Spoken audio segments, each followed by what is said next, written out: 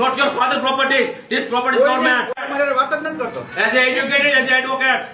Okay? તમે મોટા માણસો છો, મહાન મોટા માણસો નહીં એમ વાત નહીં કરવાની. સમજો એ ભાઈ આ ટેક્સના પૈસા ત્યાંથી નગરપાલિકા છે એટલે સમજો not your father's property. This property is government. Okay? કોઈને નથી. Just stop. ભાઈ આ તમે ક્યારે કાર્યવાહી કરશો? મીટિંગ બોલાવો એટલે અમે વિચારણામાં લઈ જશે. અને પ્રમુખ તરીકે તમારી જવાબદારી હોય સાહેબ, તમારે બોલવાનું હોય. બોલું છું ને, હું ક્યાં ના પાડું છું? મેં કીધું એમાં જે થતું હશે યોગ્ય કાર્ય અમે ફાળવેલી જ છે જગ્યા ઓલરેડી. અમે જ ફાળવી છે એટલે કોઈ બીજા ફાળી બાંધવા થોડી આપી લોકો તો અંદરો તો માથાભારે હું માણસ છું. હાલો સમજી લો એક મિનિટ માટે સમજી લો વાત. માથાભારે હું શખ્સ છું. માથાભારે નહીં કહું તો કાને રોકો તો ફરી કાને ભાઈ તો બાંધવા જાવ ધંધો કરવા. ધંધો કરવા જાય. સોશિયલ મીડિયાના માધ્યમથી મેં જાહેર કર્યો હતો કે નગરપાલિકાના સદસ્ય ખરેખર તમને આવીને કેવું જોઈએ કે ખરેખર આનો પ્રશ્ન છે સોલ્વ કરો, પણ તમને હજી સુધી એક કે નગરપાલિકાનો સદસ્ય મળ્યો નથી.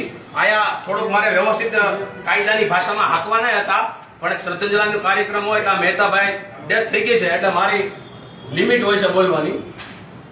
પણ આ 3 મહિના થઈ ગયા અને હું નગરપાલિકાના ટૂંકમાં જે આપણી ગુજરી બજાર છે કે અમે રવિવારે આટો માર્યો એટલે મેં અનુભવ રૂમાલ વાંધ્યો હતો એટલે મેં આ લોકોને ખ્યાલ ન આવે.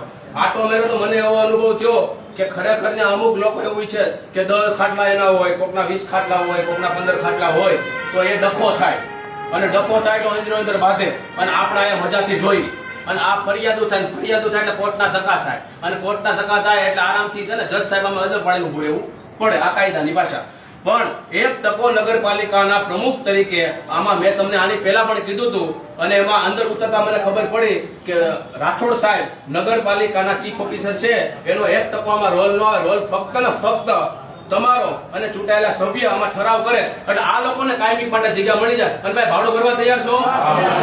નગરપાલિકા નક્કી કરે ભરશો ને? આમાં કાર્યવાહી નથી થતી તો આપણે બીજે તો ક્યાં જવું? આ નગરપાલિકા જાય. અમારા લેવલેથી